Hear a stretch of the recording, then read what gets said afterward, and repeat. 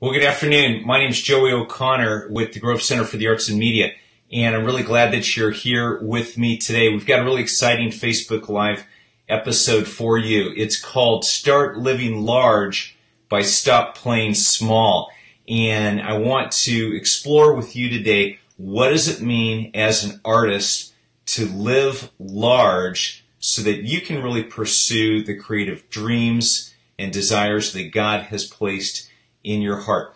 So as people are coming on live now, would love for you to drop me a comment, a question, let me know where you're coming from. We're really excited to have you here today. And we're going to be looking at this subject of what does it mean to live large? What does it mean to live with passion and meaning and purpose with a great sense of fulfillment in everything that we do as artists and as creatives. So really encourage you to ask your questions as we go through this today. But let me get started by asking you a few questions. What do I mean by living large? And so the first thing I want you to consider is, are you growing and expanding in your capacity for wanting more that all of life has to offer?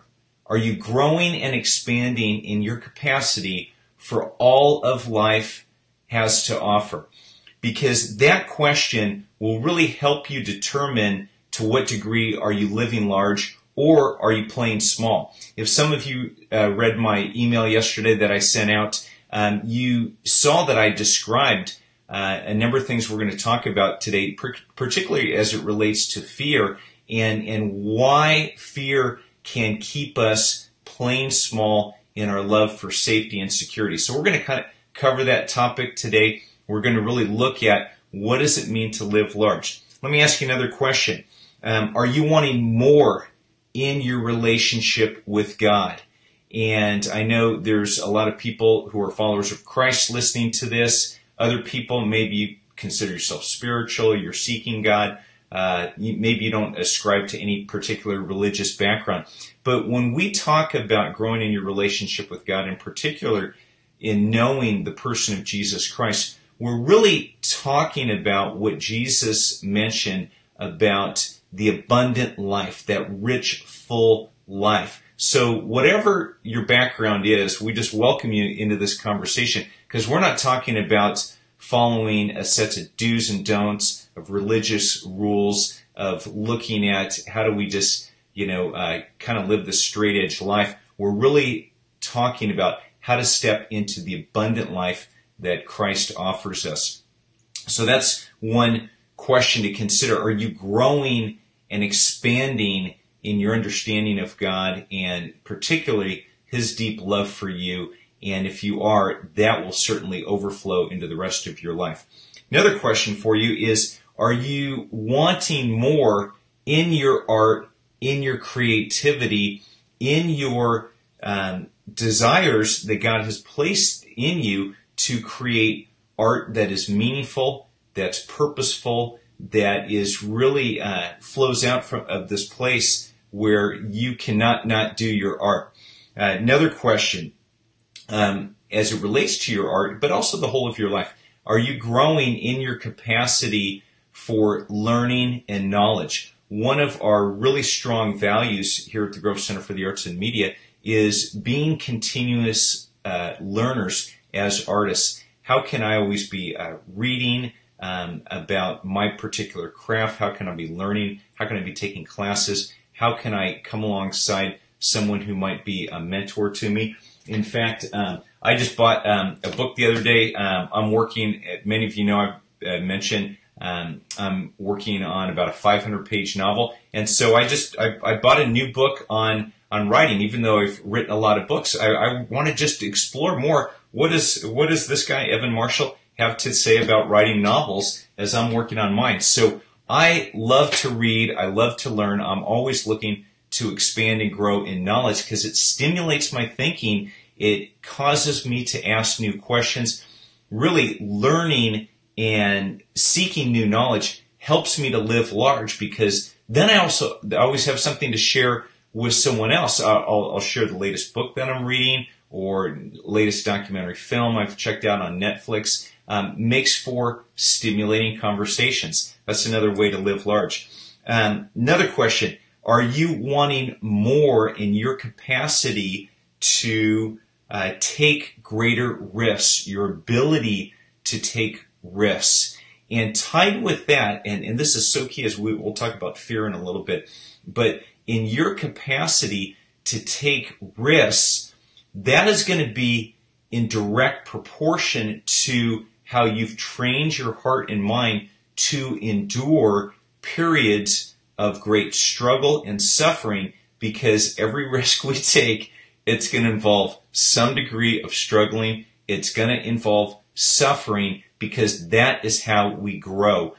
No great thing is achieved without pain and suffering. We know that intuitively. We are inspired by other people's stories of great pain and suffering, but there's something about human nature. We don't want to go through it ourselves. We want the easy route. I know that's true of me, but there's a number of things that I'm working on and struggling in my life, but I just know that the pain and struggling, it has purpose, and especially it has purpose when we know that God gives us strength every day to get through whatever dream, goal, and desire that we're pursuing.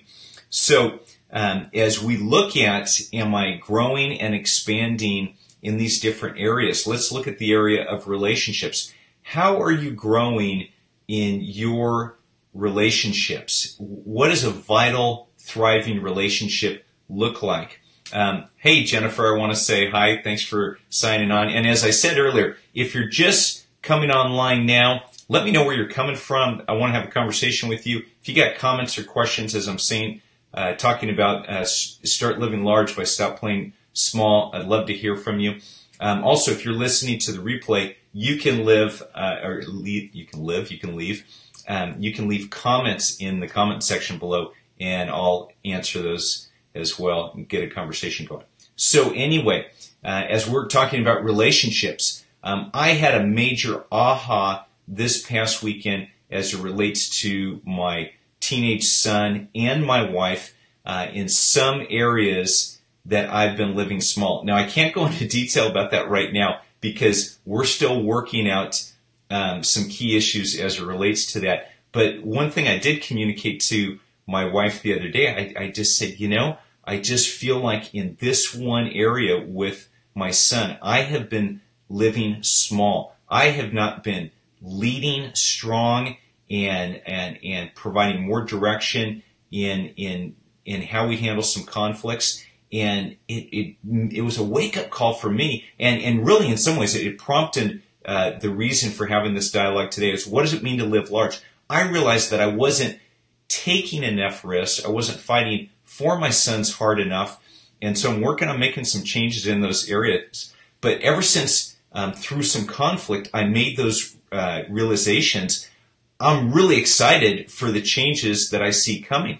And so, as I just mentioned a few minutes ago, as we expand our capacity for taking risks, being courageous, that's how we begin to start living large. And I'm going to talk about some of the obstacles that get in the way, but I'd love your comments, your questions, because we really want to explore how, as artists, can we help each other thrive? How can we encourage one another? How can we push one another? How can we motivate each other to living large into the people that God has designed us to be?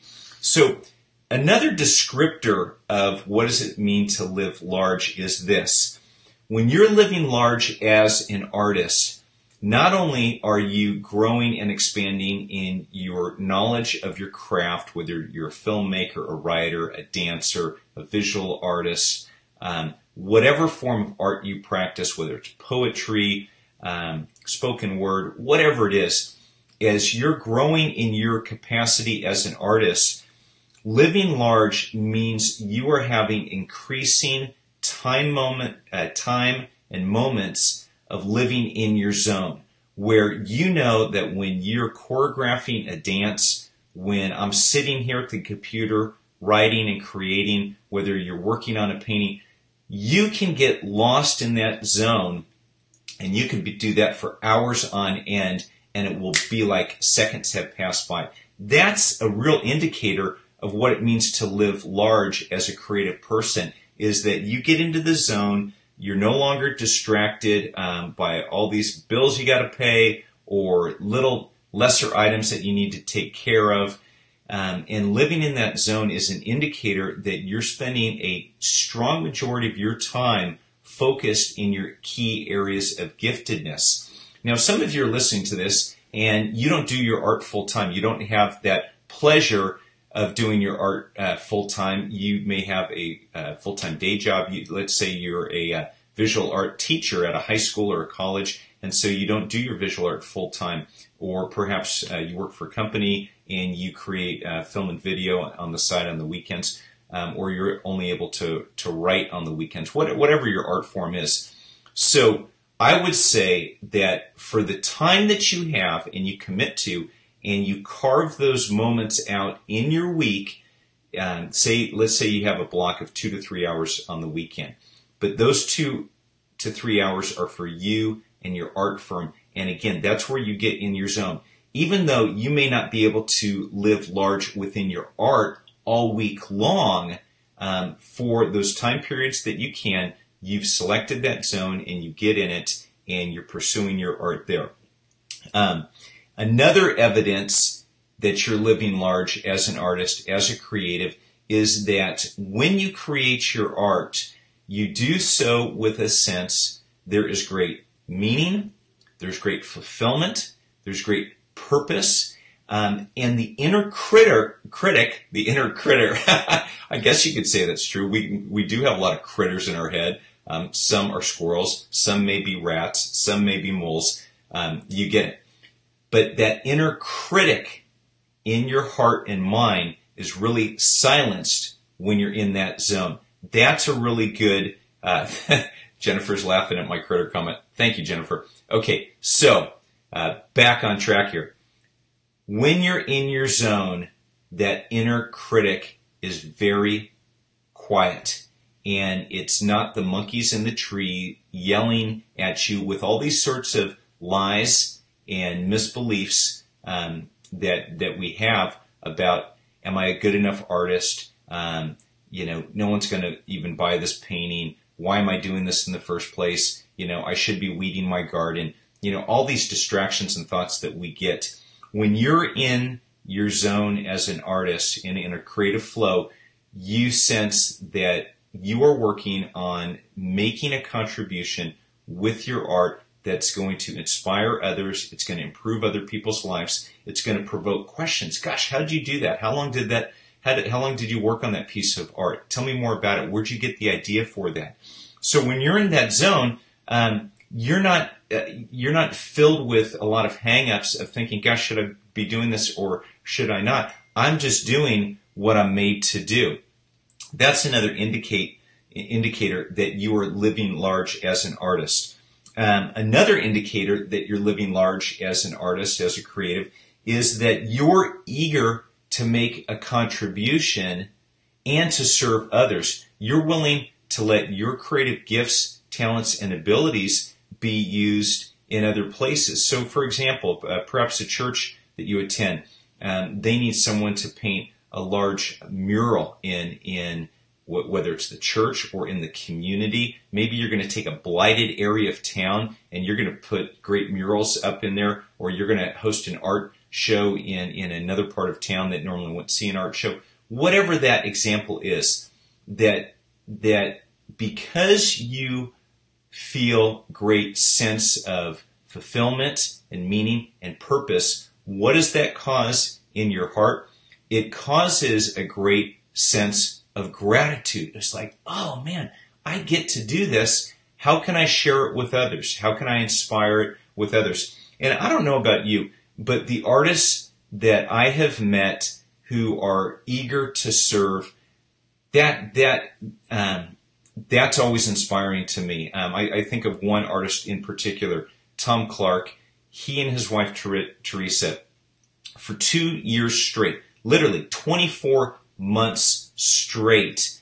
They hosted our Grove gathering at their home in San Juan Capistrano here in Orange County in California.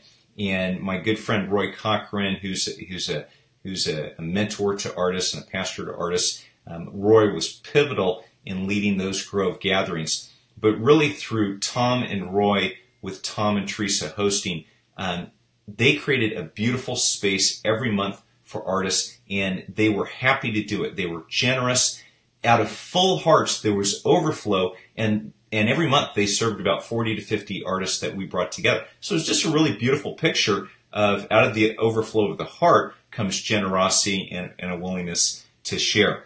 So in all of that, another key indicator that you are living large as an artist, not only are you willing to serve others, but you are bent on making this world a more beautiful place.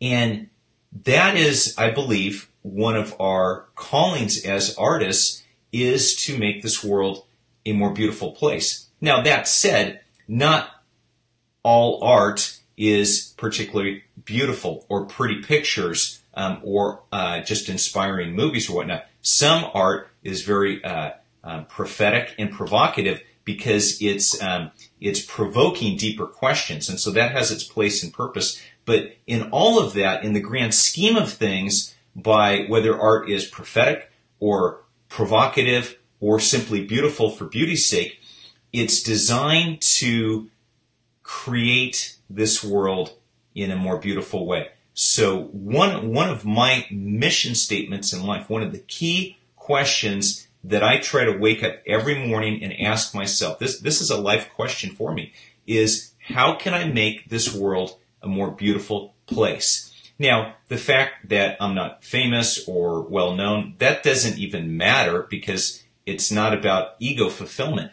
It is about, with the unique gifts God has given me, my talents, my abilities, how can I make this world a more beautiful place to inspire others to do the same?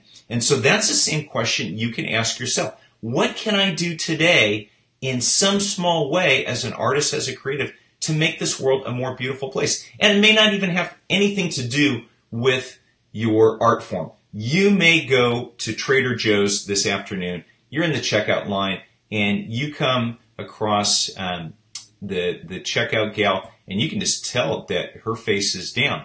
Well, you probably don't have time for a 10 or 20 minute conversation with her, but your smile, that look in your eyes, that one small question of, gosh, how's your day going? Oh, she says, I'm having a crappy day. It's not going well. Just to say, hey, well, thank you for serving me. I'm going to pray for you.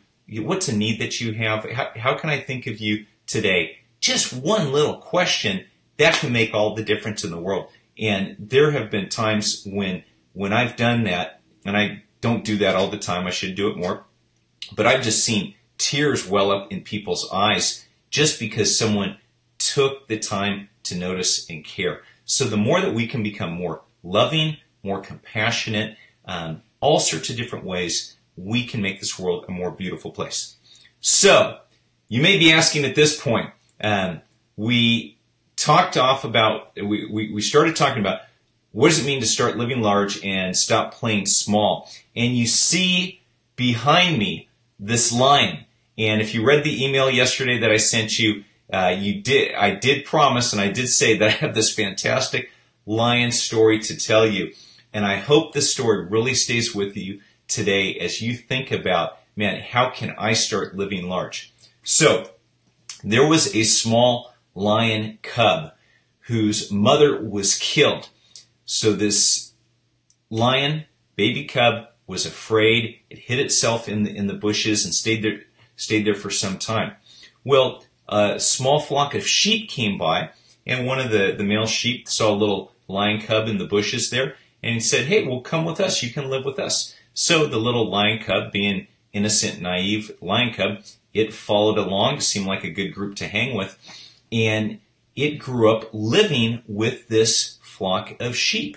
Learned to eat like sheep, learned to find water like sheep do. It learned where to lay down with the flock. It even learned to bleep and just sound exactly like a sheep. So wherever the sheep went, the baby lion cub followed and went meh, meh, wherever it went. Well, as years went on, one day a whole pride of lions came and slaughtered that herd of sheep. The whole flock was just decimated, and the only one left living was this young adolescent lion. And the male lion, the king of the jungle, went up to this young lion because when that young lion saw a whole pride of lions, it looked at him and it was fearful and it went bah! So the male lion walked up to this young lion and slapped it across the face, said, "What in the hell are you thinking?" And he grabbed the young lion by the scruff of its neck and took it over to a pool of water, shoved its face in the pool so that lion could see that it was a lion. And the male lion said, "You are a lion. You're not a sheep." And then it took one of the dead sheep, grabbed a piece of meat, shoved it in that young lion's mouth, and said, "Eat this." And as that young lion ate the sheep and the meat tasted good, and he saw from the reflection in the water that he was indeed a lion, he looked like the big lion in front of him, he let out this ferocious roar. And that lion finally discovered who he really was. Well, in the same way, so many of us live small. We play small. We do not live as the lions, the men, the women, the sons and daughters of God that we're designed to be. And so let's talk about for a moment, what does it mean to play small? And what does that look like? And what keeps us from really stepping in to being a lion or a lioness, to living large with all the gifts and talents and capacities that God has given me? And so if you're just signing on today, I'd love for you to tell us where you're from. If you got a question as we're talking about what does it mean to live large, I'd love to answer any questions you have or any just comments or responses you want to make. So let's talk about playing small. I listed earlier a number of descriptions of what it means to live large. And when we talk about playing small, I think in the core of who we are, intuitively, we know what we're talking about by playing small. Playing small, living small, is all about loving certainty over uncertainty. It's loving safety over taking risks. It's hedging our bets so that we avoid as much pain, struggle, and conflict in this life as much as possible. And as I talked a little bit about my family situation a little bit earlier on, I realized that, gosh, I've been playing small and not taking greater risks in some of my key relationships with my wife, with my son, and really stepping into the lion that God has made me to be. And so when we have a love for certainty and uncertainty, that is instead of uncertainty, that's the exact opposite of walking by faith. Because we all know, especially if you've been following God for some time, that the scripture tells us that we walk by faith and not by sight. And so playing small really comes down to not wanting to take risks for fear of pain. And what are some of these other fears related to this? Think about your own experience. Think about where you are today. Think about, are you really living large or are you playing small? And what place does fear play in your life? So we play small by not taking risks because of a fear of failure. We can all look at our past lives and see one failure in one form or another. And because of that past pain and that past failure, we lose a part of our heart where we let that failure take hold of our life, and we say, okay, I'm never going to stick my neck out again because I just failed, and I failed miserably. All of us have gone through some degree of failure. But as I talked about earlier, if we really have a learning attitude and a learning perspective and a continuous learning desire throughout the course of our lives, then those failures are never true and complete failures. We're only truly a failure when we give up. But if we learn from those failures, then we grow, we progress, we learn, and we begin to achieve more. So that fear of failure can really keep us from living large. Well, there's also the fear of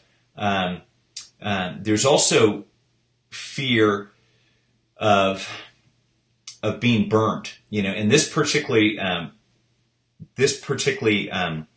is involved in our relationships. All of us have gone through certain heartbreaks. Heartbreak can start in the family that we were raised in, particular with a mom or dad who was not there, who was inattentive, who didn't notice us, who didn't validate us as either as a person, as a son or a daughter, and then perhaps some of the creative abilities that we have.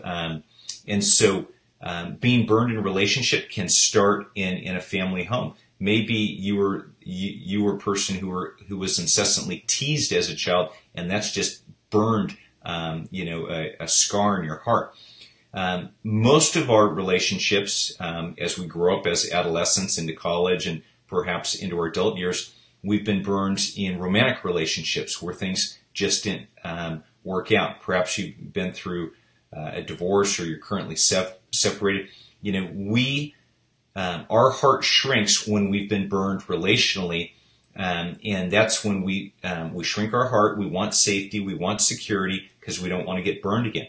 Some of you, and a lot of artists that we've talked with here at the Grove, some people have been burned relationally through friendships or through relationships at church. Perhaps you attended a church where they didn't get artists, they didn't understand you, they didn't understand your unique temperament, the gifts that you had to bring to that church community. So you've just kind of, you've left church and relationships out of the picture. That's why we are always encouraging artists who call themselves Christians to seek fellowship with one another, to seek nurture, support. For some of you, you may need some healing prayer for those wounds in the past where you've been burned.